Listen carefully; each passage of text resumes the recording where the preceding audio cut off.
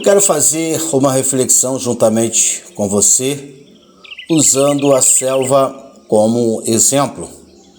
Seria impossível uma selva com toda a perfeição, com toda a sua criação, a diversidade, desde os animais, dos pássaros, das árvores, sem que tivesse um criador.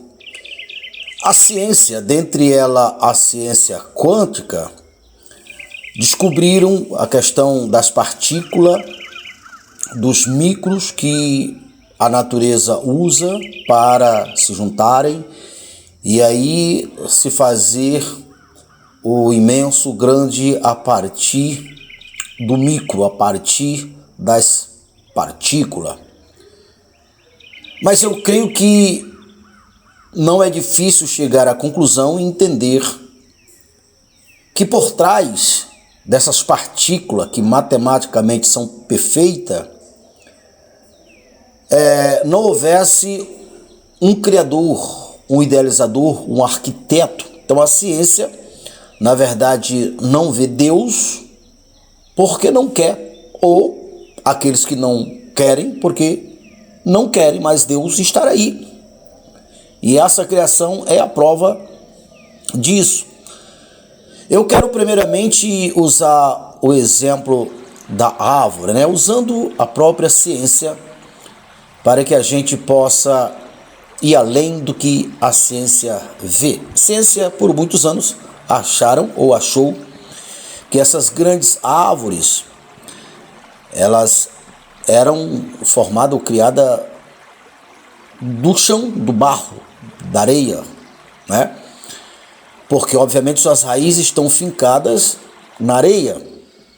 Aí um certo cientista colocou uma certa quantia de terra, em um certo recipiente, isolada das demais, e colocou uma planta, esperou 5 anos, e agora pegou aquela planta, pesou, notou a diferença. Então ele pensou, essa diferença, essa árvore de poucas gramas se tornou uma árvore de 1000 quilos. Então, obviamente, esses 1000 quilos devem ter saído do recipiente onde estava toda a areia juntada. E grande foi a surpresa desse cientista, que não tinha diferença nenhuma, a não ser pouco menos de 1 quilo. Isso porque a água da própria chuva, quando cai, joga alguma poeira fora. Então se descobriu que essa grande árvore não tinha crescido do zero até aquele ponto da terra. Pensaram, então é da água, porque a chuva acumulou dentro desse recipiente e agora é da água. Então imediatamente chegaram à conclusão que não tem sentido. Enquanto a água é feita de um certo teor, digamos assim, a madeira é totalmente feita de outra matéria-prima. Não tinha sentido, ou não tem sentido. E aí vai em cima, vai embaixo, como diz o meu pai, se descobriram que, na verdade, o que aconteceu foi um fenômeno, foi algo novo. Apesar do chão, do barro, ter sido útil, porque é encontrado na árvore os mesmos componentes que são encontrados no chão, como também encontrado na própria árvore os componentes da água. Mas se descobriram que, na verdade, o que aconteceu foi algo milimetricamente engenhoso, e a árvore, desde da sua fase de semente, de muda, o que fez ela crescer foi o milagre que se dá pelas folhas da árvore, que teve e tem a capacidade de transformar a energia do ar, os componentes do ar, e sim, pega alguns componentes da terra e da água e transforma em algo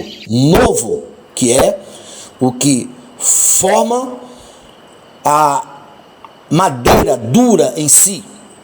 Então a madeira dura em si é totalmente novo. Não existia até aquela pequena planta ir no ar, com suas raízes no solo, e aí a partir daí tudo que existe no ar, houve uma engenharia que pegou e transformou no que agora é uma madeira independente do seu tamanho. Então a ciência descobriu que foi assim que formou a árvore. E quem criou esse mecanismo? E quem criou matematicamente essa engenharia? Quem pensou, quem planejou, quem executou? Porque nada se forma do nada. O caos ou do caos jamais se forma algo milimetricamente perfeito. Não tem como. É de espécie diferente. Então não se vê Deus se não quiser. E os animais carnívoros, os predadores, dentre eles a onça, quem colocou, quem transformou, ou quem fez, quem criou a sua natureza, o seu instinto carnívoro? Zero de misericórdia em relação às suas presas, porque o Deus, que é Deus do universo, é Deus das presas, então jamais, no que se trata da vontade plena de Deus, faria um predador que se alimenta do alimento, ou seja, o seu alimento causa dores do outro, é simplesmente as vísceras de outro ser vivo, a carne de um ser vivo, que corre para defender o seu corpo, que sente dores, que sente medo. Então, é descompatível com a natureza divina. Então, a ciência não consegue enxergar isso, mas a Bíblia, ela mostra, ela mostra com clareza. Por exemplo, a Bíblia fala sobre a natureza que foi alterada, foi corrompida, foi transformada. É o que está escrito em Romanos 8, verso 18, porque a natureza foi corrompida não por sua própria vontade, por alguém que o corrompeu. A gente sabe que esse alguém foi o nosso adversário, foi o mesmo que criou o gigante lá no começo da história, foi o mesmo que alterou a terra, alterou tudo. E esse tudo alterado hoje chama-se de órbita. Acabamos de passar por uma experiência onde foram até a Lua, mais uma vez, Então se viu claramente quando aquele equipamento feito pelo homem chegou até aonde estava, digamos, subordinado ao poder da Terra, à órbita da Terra. Então tudo puxava para baixo, Partir dali. Então, como a Lua também tem o seu próprio eixo que gira de outra forma, então tem ali, está acoplado nela o seu poder magnético, então puxou para lá. Então, dentro desse espaço, nós chamamos Terra, aonde foi tudo alterado, a Bíblia é muito claro, inclusive o ser humano. Aí aqui eu chamo a sua atenção para que você possa entender, olhando pela luz da Bíblia. Por exemplo, a Bíblia fala em Gálatas, capítulo 5, a partir do verso 16 em diante, fala o seguinte: olha, existe uma guerra que é travada na sua própria natureza. A guerra, porque dentro de você, isso quando a pessoa tem o Espírito de Deus, só tem o selo de Deus, ou o selo de Deus. Então é a guerra da carne contra o Espírito, ou o Espírito contra a carne. Na verdade, as duas faces, digamos assim, gerada no humano.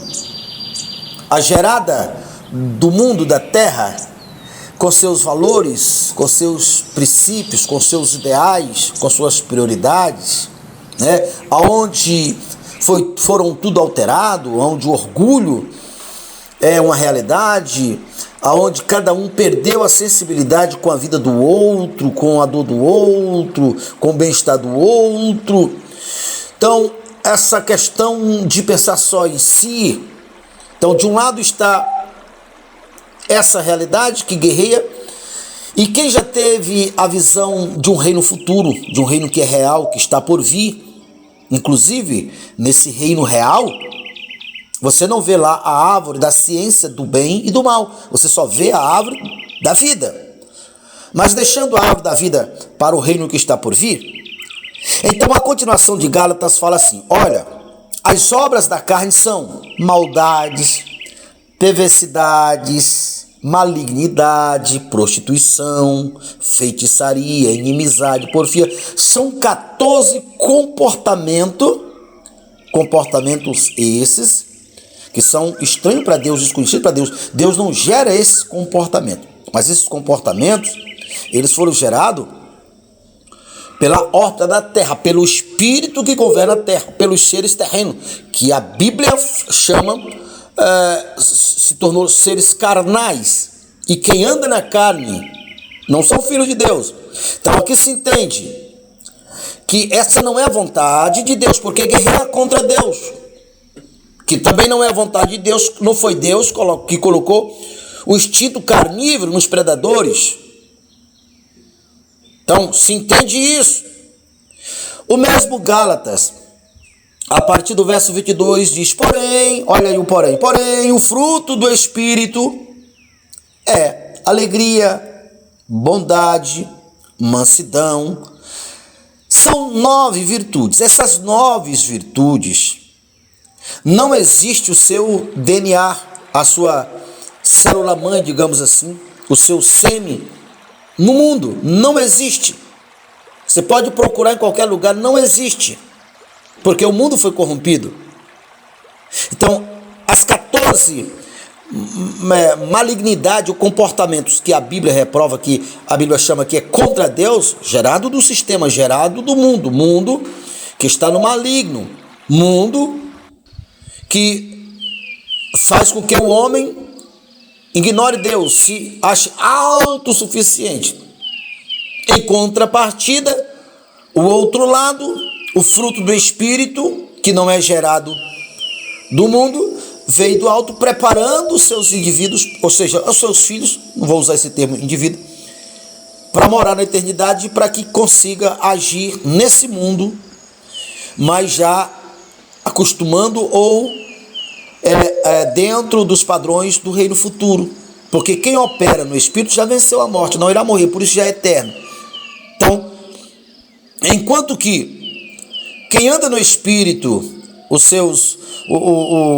o fruto do Espírito, ou seja, é resultante, denuncia qual é o Espírito que está processando na nossa placa-mãe, digamos assim, no nosso computador, não é? No nosso, qual é o aplicativo, vou usar esse termo, que em nossa época, em nossa realidade digital é fácil entender.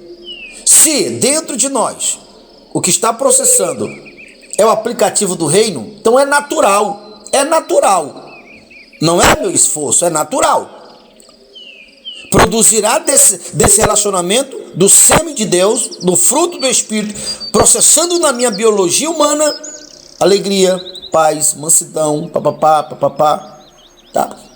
Ela não quer dizer que uma pessoa, para que ele possa ganhar a eternidade, ele primeiro tem que desenvolver essas habilidades, porque não existe essas habilidades no ser humano comum, no ser humano do mundo, no ser humano que a Bíblia chama também como filho de Adão.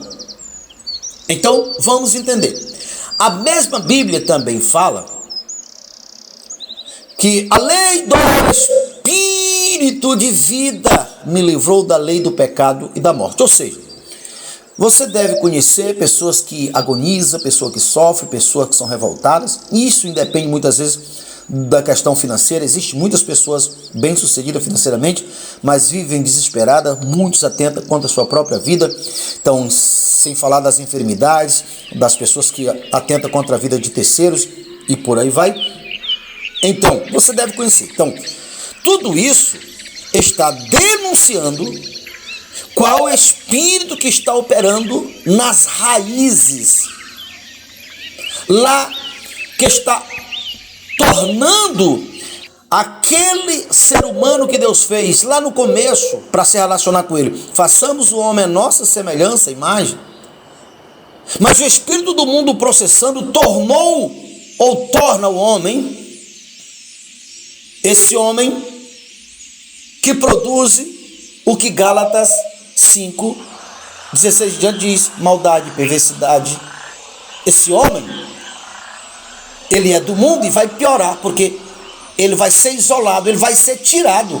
O seu DNA não é uma ameaça para o reino futuro. Por isso a Bíblia fala que existe um lugar preparado para o diabo e seus anjos. E esses, como Romanos 8 diz, quem anda na carne certamente morrerá, e quem anda na carne não são filhos de Deus. E o que Gálatas capítulo